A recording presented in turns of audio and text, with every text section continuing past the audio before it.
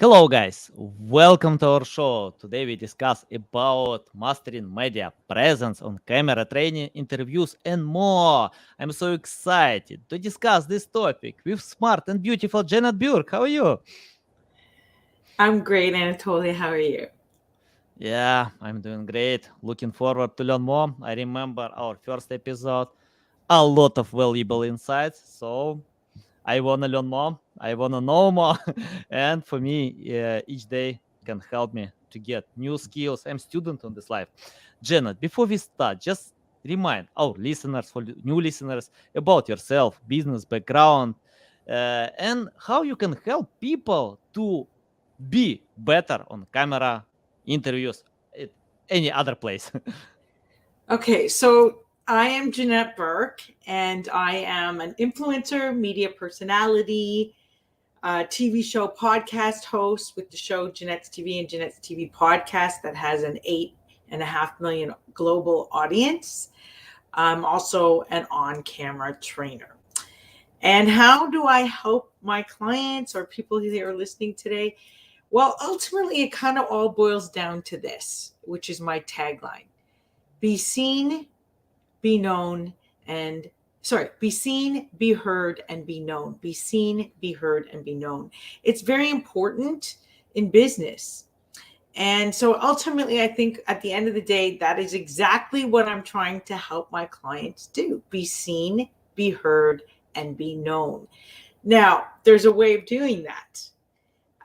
So today's conversation is about being having more presentation performance skills to appear better on camera, whether you're trying to do media interviews or whether you're trying to make videos and lives for your own business. And I think, Anatoly, this is a very important topic because unfortunately small business owners, I understand, are under pressure, only have so much money, want to do the best they can for marketing. And obviously, social media is a huge part of marketing today. And of course, part of that includes videos and live streams. And to extend that, getting more media placement. So it's very easy to think, well, social media is there, and I can just do anything I want with it. But really, you can't, because in the same vein that regular mainstream media positions you, so does social media and videos and lives. And when I say position you, I mean it gives your potential prospects or dream clients a glimpse at you. And it does either it really embellishes your brand and business and pulls them towards you, or it does a grave disservice to your brand and business and totally turns them off, or they become repelled from you and disinterested in you and your product. And a lot of that has to do with the fact that you haven't prepared yourself to go on a camera. What is likely is that you've just pick up the phone, your cell phone or your whatever, your mobile phone. And yes, that's a fine tool to use to film with, but you still have to have an ideology and a plan and a strategy of why you're actually making this video, or what you're going to say when you go to a media interview. And you need to be prepared. And if you're not prepared, this is where the problems start in a number of different ways. Firstly, with the message, right? You only have so much time. You have to get the most important piece of your message out. And that can be difficult because we're very passionate as entrepreneurs. And most of us, we want to say everything there is to say about our business. The problem with that is that we're not all interested in every little piece of your business, right? We only want the parts that really benefit us, the viewer, the listener, right? That's all we're interested in. And you have to know how to extrapolate from your main marketing message the pieces that you need for a 50-second segment or 1 minute segment, a 3 minute segment, or a 7 minute segment. And more importantly, if you're in a mainstream media, you're going to have to follow what the producers want. So they have an idea for what they want this segment to be about or why they've booked you. right? And often we call this the hook or the angle to the segment, and you have to match that. So you have to be able to take out of your marketing message the pieces that fit that, and only that, because if not, suffice it to say, Anatoly, you are going to look like a jerk. You're going to look like an idiot, because the interviewer is going to be going in one direction and you're going to be going off into a different direction. And clients who come to me often see this as a problem, because the whole purpose of being prepared for media and on-camera training and media training and improving your presentation and performance skills is to avoid these pitfalls where in a media interview, the interviewer takes control, and you're either put on the spot or taken out of context or misquoted, none of which does anything to help you or your business. It's very bad.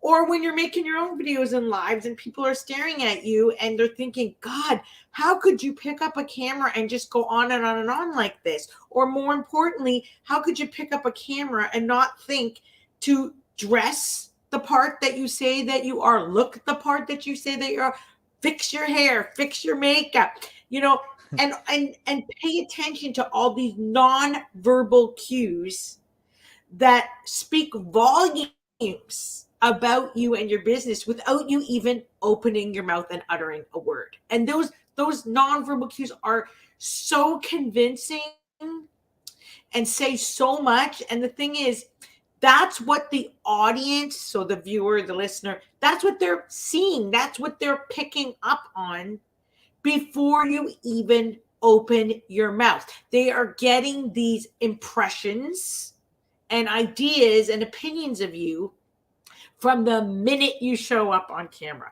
So you have to make sure that you are in alignment with what your brand and your message is all about. So part of that is knowing what to say when, in the time that you're given. It's also knowing how to articulate that message in a different way. Some call it storytelling in your marketing of your message. And others can say, well, you got to know how to talk in sound bites. And this is something that I really work heavy duty with my clients on when I'm getting them ready to go to camera. So giving them on-camera media training or presentation performance training.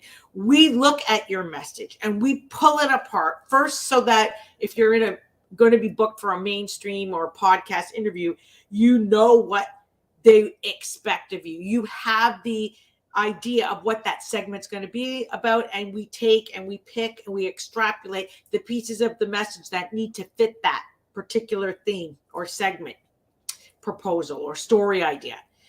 And then we say, okay, so this is the part you're going to tell, but how are you going to tell it so that you captivate that audience as opposed to bore them, right? Mhm. So first we have to win them over. And we have to be able to do that in a very short period of time, and we have to fit the segment in mind. So we have to take the pieces that fit that. But more importantly, we have to know how to tell that message, not just the message and spewing it, but how are we telling that message? So that's where the storytelling techniques sort of come into play. And that's where you need to learn how to talk in sound bites. And sound bites just means like these little second clips of what you're saying, because the thing is, you don't know what's going to make air. You have no idea. And things are edited. So obviously you have to always bear in mind to always showcase yourself in the best possible light and get the most important, most relevant, most what the audience wants to know info packed into every single one of those sound bites.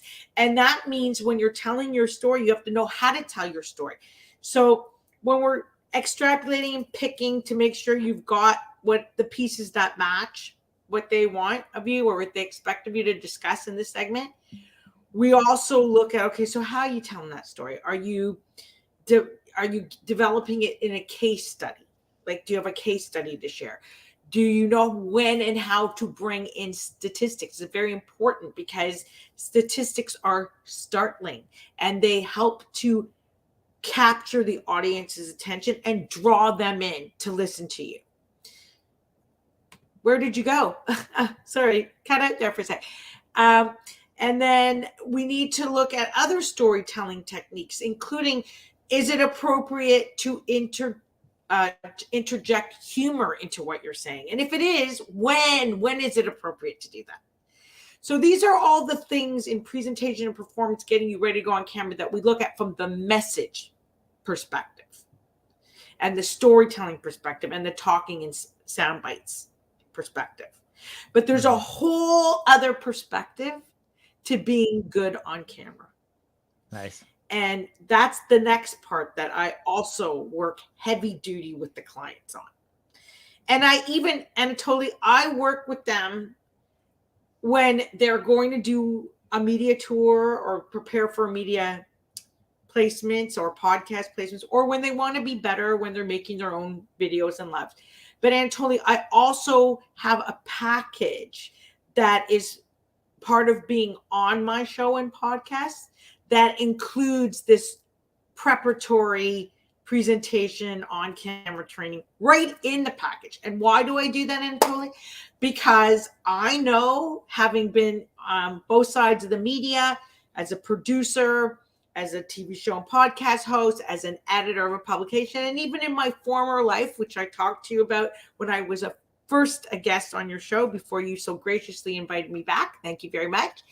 I was also on the PR side. So I really know this stuff from both sides of the camera. And I know what myself, what I look for in a desirable guest that I want to book over and over again versus one that I don't, and what my colleagues look for, right? So really my whole role in this is to really help my clients become the one that gets booked over and over, that desirable guest that is important, because without that, they're going to be like a one and done.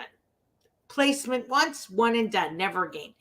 And, I'm really helping my clients to get noticed, and to not only be that desirable media guest, but also to be confident when they make their own videos and live for whatever purpose, that they will show up and talk and present the way they should in order to get those audience eyeballs on them and intrigued enough to take the next step and know more in their business. Yeah, valuable. Love it, Janet. Love it so much. And I remember once I learned this biography from Abraham Lincoln. He, it's interesting about the president. I don't know, someone can think that he's the best president in the US, but what I learned from Abraham Lincoln, that he prepared all his speeches. You mentioned about preparation. You need to be well prepared, and Lincoln did it. He wrote all his speeches. He spoke them a few times to himself, to his friends, before speaking to a big audience. Can you tell more about this preparation? You mentioned a few times preparation. You need to be prepared, but can you share practical tips how to prepare to specific interviews? So yes, I am a big believer in being prepared, and I totally agree with Lincoln, even though I wasn't alive in a time frame where I would have known him or met him. I'll tell you who else I would have loved to have met. Trotsky. I would have loved to help him start a revolution. Anyway, that's another story. But preparation is key. And when I talk about preparation, so I was talking to you now first about your message and pulling that part. And there's the other side of it too, is the body language, the icon, all of that. But let's just go back to how do we get the written or the speaking part or the messaging part down in terms of tips, because you asked me for some tips.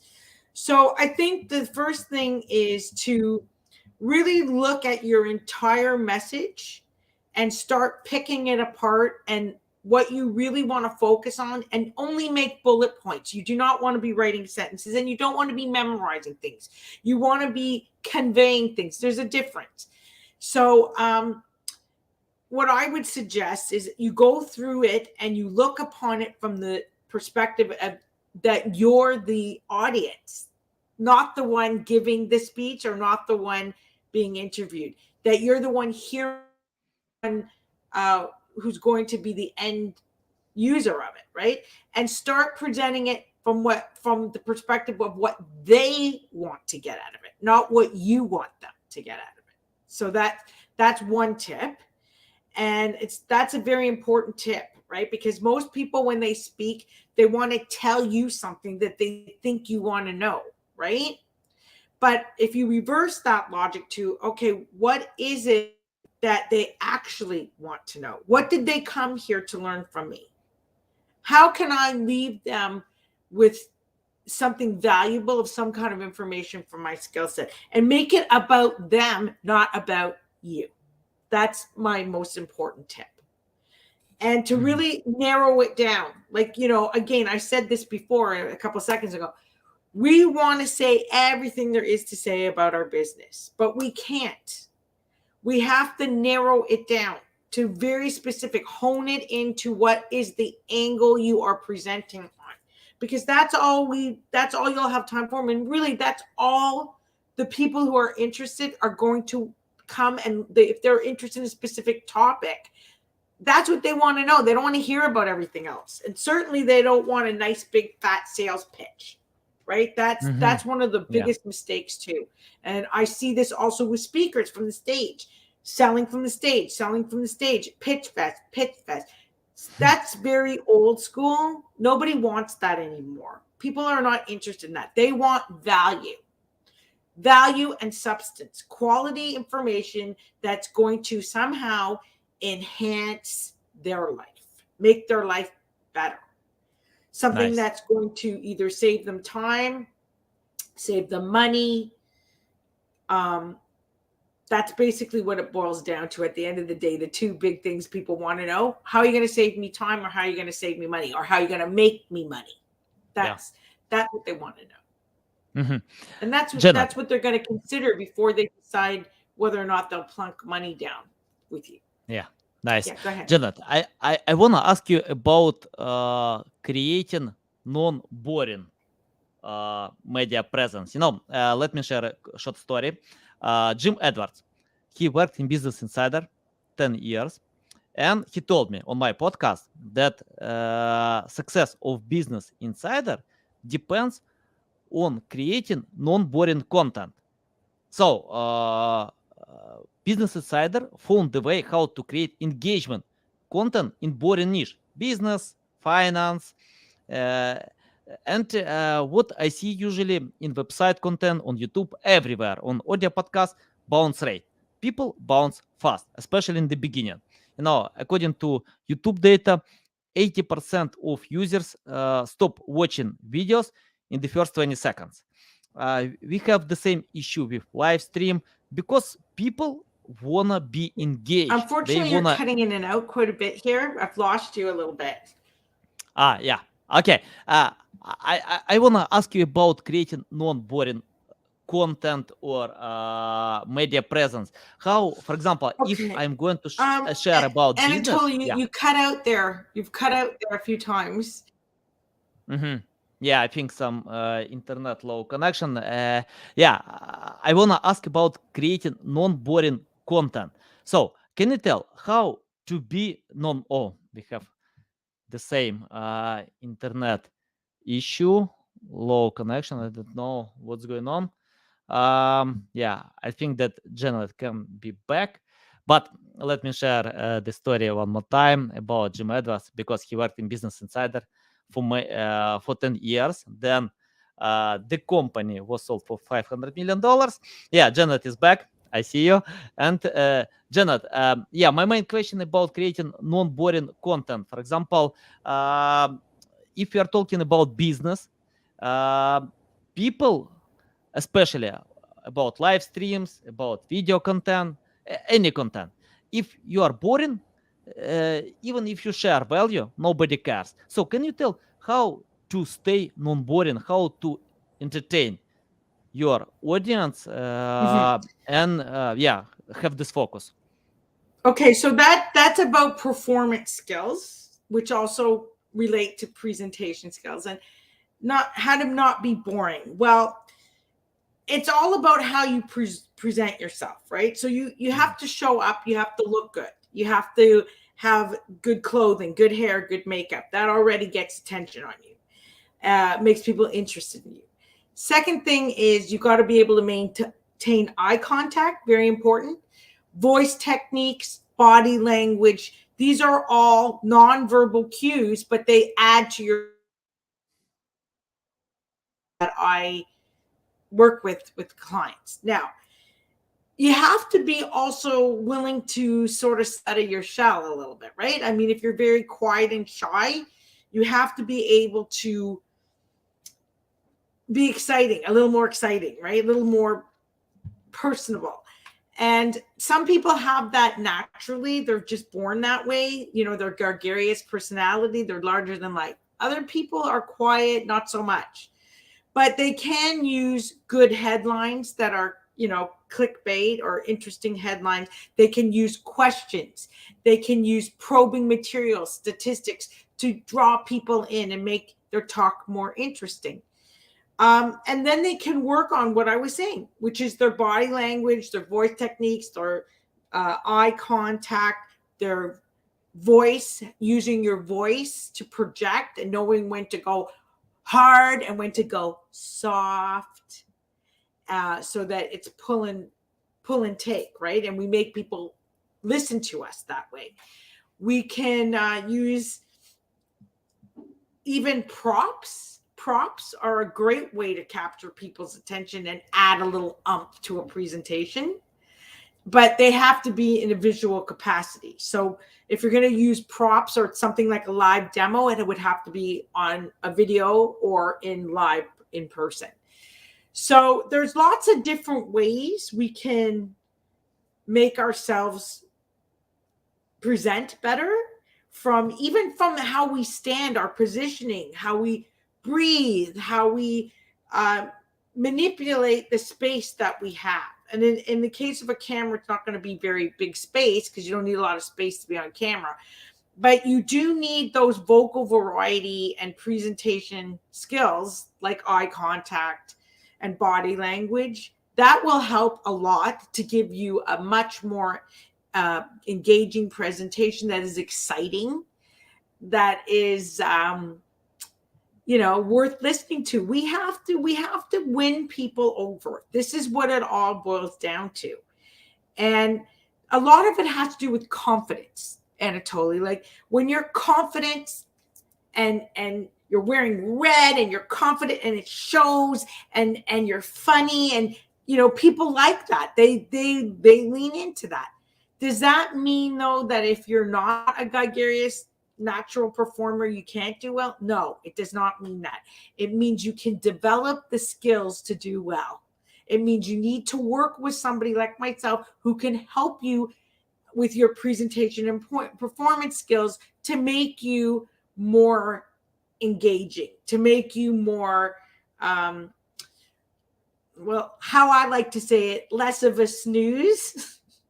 Less of a snooze, right? Because we all remember the days where we used to go to school or perhaps university, and we would have a professor that was so boring we couldn't stand it. We never wanted to go to the class, right?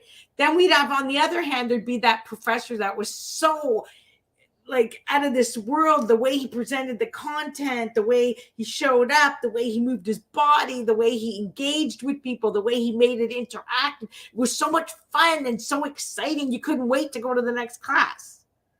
So you're either going to be that or going to be, or something in between. But, with the right help, you could become a little of both. Yeah, nice. Love it. Love it. Awesome. Yeah. Okay, let's talk about how to help quiet and shy people. I remember when I decided to start my YouTube channel, I got the feeling for me it's better to break my leg than film the first video, because I was shy. But today I can do it, without any problem. I don't need any help. Just switch on camera and start filming. So, Janet, can you tell how to make this first step? Because what I see, content creators usually don't, it's not my opinion, it's some studies share that people don't record the second episode of podcast, don't record the second video, don't write the second article because they are not confident and shy with the first one. So can you tell how to overcome this feeling and to train be more engagement? Mm-hmm. So how you overcome the feeling is you have to keep doing it, right? Like they say, practice makes perfect. So what you have to do is you have to have a mindset, and you have to say it's not going to be perfect the first time out, and that's okay. It's not even going to be perfect the first 10 times out, and that's okay. Because your goal is to just get better every single time. And the trick is to just try to master one little thing at a time. Keep going on the video. Keep trying. Keep filming yourself. And then watch the playback and see, oh, maybe I could improve here, or I could improve there, or I could do this, I could do that. And don't be hard on yourself. Don't judge yourself. Because it is a learning curve, and confidence can only be built through practice. So you have to keep doing it. You have to keep doing it. And if you decide that you want to be a content creator, it's also consistency and repetition, right? Because we cannot build a YouTube channel by putting out one video and then waiting, 4 weeks, 6 weeks, 2 months, 3 months, a month to put out the next. It's got to be every week consistent, right? So in order to build following, so you have to just bite the bullet and sort of get over yourself a little bit and just keep doing it until eventually you'll be good. Like what you said, the first time you did it, it wasn't perfect, right? You didn't like what you saw, but none of us do, right? I remember the first time I went on camera, I didn't know what I was doing. I thought, oh my God, what am I doing? What have they asked me to do here? But I got used to it. I love it. And I can't imagine my life without it now, right? So sometimes you just have to be willing to try new things and not overly hard on yourself. And then again, working with someone like me, so my job is to get you over those hurdles, right? And I'm not gonna beat you up or tear you down in order to do that. I'm going to become your friend in camera mastery, right? So having that person to work with you, or to go over things, get feedback, watch like mock interviews and point out where you can improve and that sort of thing, that can be very helpful, because you have an ally that can help, and obviously wants you to shine, because that's what it's all about, shining on camera. And we'll go those hurdles, take those steps with you. And again, mindset, because you know what? Nobody likes themselves the first time they see themselves on a video. They don't. We find all these nitpicky things. I'm too fat. This doesn't look right. That doesn't, and we're all guilty of it. But we have to get over that. Yeah, valuable. Love it. Love it. Okay, you mentioned that some speakers can oversell. I mean, like to sell more than share value. But in the end, the main goal of any content, meeting, interview, to sell something. Can you tell how to submit this call to action without looking like overselling, trying to sell something? For example, right now, we have the podcast. We have different goals: creating brand awareness, to sell products. In the end, we are going to sell because sales are fuel, but we need to share value more. So can you tell how to find the balance between sales and sharing value? Okay, well, the main thing is your main objective should not be to sell and to expect that you're going to close somebody like that. Okay, because it doesn't work that way. Usually it requires more like touch points, at least 7, before somebody might want to take to sell, to get this to sell you. So what I say is your number one priority is to inform and enlighten and really give, like you said, value, right? It's about presenting uh, information in a way that solves a particular problem that the audience has and wants to know, right? And then with realistic expectation that, you know, you're giving this value, and you can't expect them to say, okay, now I'm going to just instantly become your client. No, this is the first taste they have of you, and they may be liking it. So you really have to be, okay, giving them value, solving a problem, and make them hungry that they want the next piece. So don't give everything all at once, but do give the value and make them solve the problem enough that they want to know more. And then your objective when you're doing media interviews is you can't expect the entire audience to become your clients, right? This just doesn't work. It's not reality. Your objective is to close a percentage of the audience, and not even close in the way that, you know, they're going to call you and become your client right away. No, you have to get them interested enough to work them into your fold, get them part of your web, right? So really what you want to do is you want to get them into your worlds. And how do you do that? Well, you've already convinced them enough that that what you said was, you know, interesting enough that they might want the next few touch points with you. So what you should really be focusing on is connecting with them, because it's all about connectability and relatability. So you want to get them to join you on Instagram. You want to get them to join you on Facebook. You want to maybe get them to sign up for some free content that gets them on a mailing list.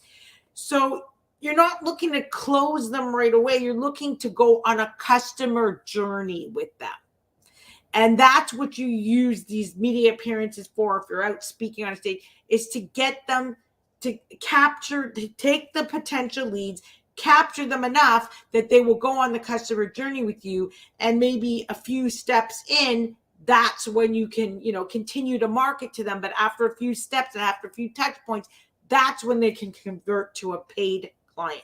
Don't expect them, or don't have the expectation, the false expectation that you're going to go on a media show and you're going to walk away with 100 new or 1,000 new clients. It's not going to happen. You are relaying your message to an audience. A percentage of them will want to take the next step with you, and a percentage of them will close. There is a formula for this. And also, you have to have the right expectation and the right attitude. The media does not exist to close sales for you or act as your lead generation tool. It doesn't do that. It doesn't promise that. What it promises is for you to give your message, relay your message to their audience, which, by the way, should be your ideal client. And if you've done your homework to see who's watching a show or listening to a particular podcast, you'll know that ahead of time. Don't go on to every audience and expect them to be your client. That's another thing. Is you gotta do your homework. You gotta know these things, and that's where, you know, where you'll have greater success. That's my answer to that. And I see a lot of people who do not pay attention to this very important piece that I said, but it's very important that they do pay attention, because you have to do your homework, your due diligence, and you have to go in with realistic expectations. Nice. Awesome. Love it. Love it. Janette, let's talk about mistakes. You know, I made a lot of mistakes. Because I didn't know another way how to learn something new, by filming content, by creating content, by speaking on podcasts. Can you list mistakes that you see often, and your tips how to find another way? I mean, like mistakes that we can avoid, because some mistakes we can't avoid, but some mistakes we can. So can you list them? Well, I think, you know, the pretty much everything we've been discussing today, the biggest mistake is not being prepared. Yeah. And the only way to avoid that one, get prepared, right? That's the only way. The second mistake is not really solving a problem. So not presenting useful, tangible, relevant information that the audience wants to know. The third mistake is not picking the right show or podcast for you because you haven't done your due diligence. You haven't done your homework. You haven't seen who watches that show, who listens to the show, and does it match your target market. The fourth mistake is, I guess, trying to be everything to everybody. Yeah. When you can't, right? And the fifth mistake is having unrealistic expectations. And I talked to you about that too, about how to get your mind, your intentions and expectations in order. And then mindset. That's the last one, is that, you know, if we don't set out with the right mindset, it's not going to work. Nice. Awesome. And Janet, my final question about your experience. You know, I found that I usually get high results with customers who understand SEO. So if they understand, then we can cooperate like a cohesive team. If they don't, I usually tell them, take my course, learn from Lily Ray, Mike Phillips, Jeff Coyle, many other great entrepreneurs on my course, or go to Google, YouTube, just learn, get the basic. Let's imagine you started today from scratch without any experience, knowledge, skills. It's your first day when you wanna create something new. I mean, like to have this media presence. What will you do today if it's your first day? If it was my very first day getting ready Yeah. to prepare somebody for a media interview, Yeah. so I would assume already we've had a conversation and they've decided to work with me. So now they're coming to their session to get prepared. The lesson number 1 is going to be, let's look at your message and let's rip it apart. Yeah. And see what is really the most important pieces that you can tell quickly, and that the audience will understand why they need you quickly. Nice, interesting, valuable. Janet, it's a big pleasure to get in my show, to learn from you. You're so kind to share these valuable insights. Tell our audience the best way how to keep learning from you, how to follow you, how to reach out to you. Okay, so I run a show called Janette's TV and Janette's TV podcast, and I have different offers. One is a sponsorship offer and an interview offer. Sometimes it's combined. In those offers, there is some already on-camera media training or presentation and performance training involved. So if you're interested to learn more about that, you can get in touch with me at Janette, Janette, at Janette Burke, JANETTEBURKE.com. I'm sure you're going to drop that link for me. You're probably also going to drop my website, which is www.janetteburke.com, JANETTEBURKE.com. He's also going to drop that link for me. And you can follow me on every single social media platform. I'm there at Janette Burke or at Janette's TV, JANETTES, no apostrophe, TV for the social media. And I think that that's a great way. I've got so many good things for you guys, treats, if you will. Every week I put out a new episode of Janette's TV and Janette's TV podcast. You can go to my website at www.janetteburke.com and sign up to receive Janette's TV and Janette's TV podcast chronicles. You can also sign up to receive the other thing I do, which is called Media Ready with Janette. It's a Media Ready video and blog series.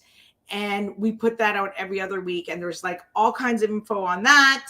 We talk about a lot of this presentation, performance stuff, media stuff, all kinds of stuff, sponsorship stuff. And there's a blog there too, right on that website that has all kinds of valuable information. Go ahead, do that. Get yourself on the list and go see the free resources I have for you. And that would be the best way to get to know me and get in touch with me. Nice. Guys, you can find the links to all social media accounts, including website, in the description below. Listen us on Apple, Google, Spotify. Janet, thanks again for your time, for all these valuable insights. I'm going to prepare more for my future episodes because you show the way how to do it. Yeah, preparation is key. I completely agree with that. Thanks, guys, for listening and watching us. And thanks for having me back, Anatoly. It's been a pleasure.